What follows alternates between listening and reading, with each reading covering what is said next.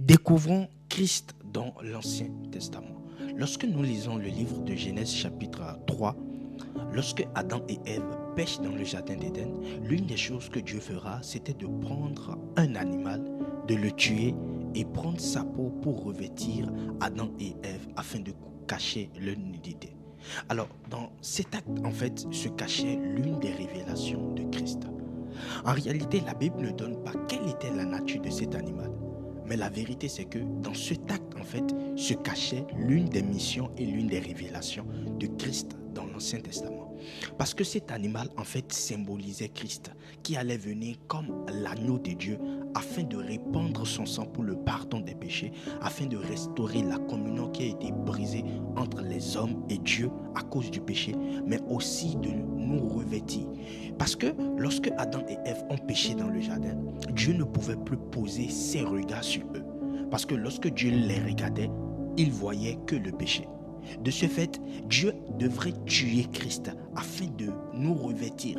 Dieu devrait tuer un animal afin de les revêtir de telle manière que lorsque Dieu les regarde, il ne regarde plus le péché, mais il regarde l'animal qui les a couverts. Lorsque Dieu les regarde, il ne regarde plus leur nudité, mais il regarde Christ qui les a revêtus. Et c'est ce que l'apôtre Paul dira plus tard. Dans Galates chapitre 3, le verset 27, il dira ceci, il dira, vous tous qui avez été baptisés en Christ Jésus, vous vous êtes revêtus de Christ. Et quand on parle de revêtement, c'est comme un vêtement.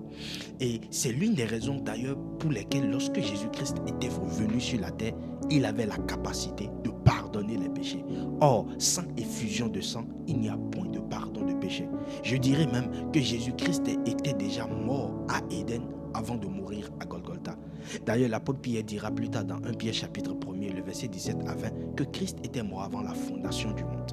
Tout simplement parce qu'à Éden, lorsque la communion entre Dieu et l'homme a été brisée, il faut que cette communion soit restaurée à Éden. Raison pour laquelle lorsque Jésus-Christ viendra sur terre, il avait la capacité de pardonner lui-même les péchés. Or, il n'était pas mort à la croix, il n'était pas encore mort. Parce que cet acte que Dieu avait posé à Éden préfigurait la mission que Christ allait accomplir, c'est-à-dire venir sur la terre et mourir comme étant l'agneau de Dieu afin de pardonner les péchés, mais aussi de revêtir l'homme pour que lorsque nous nous présenterons devant Dieu, Dieu ne puisse pas voir notre état de pécheur, mais qu'il puisse voir Christ sur nous afin que nous puissions accéder en sa présence. C'était l'une des révélations de Jésus-Christ dans l'Ancien Testament. Certainement pour toi, tu peux te dire que tu es tellement sale que tu ne veux pas t'approcher de Dieu. La réalité, c'est que en fait, tu n'es pas trop sale pour Dieu.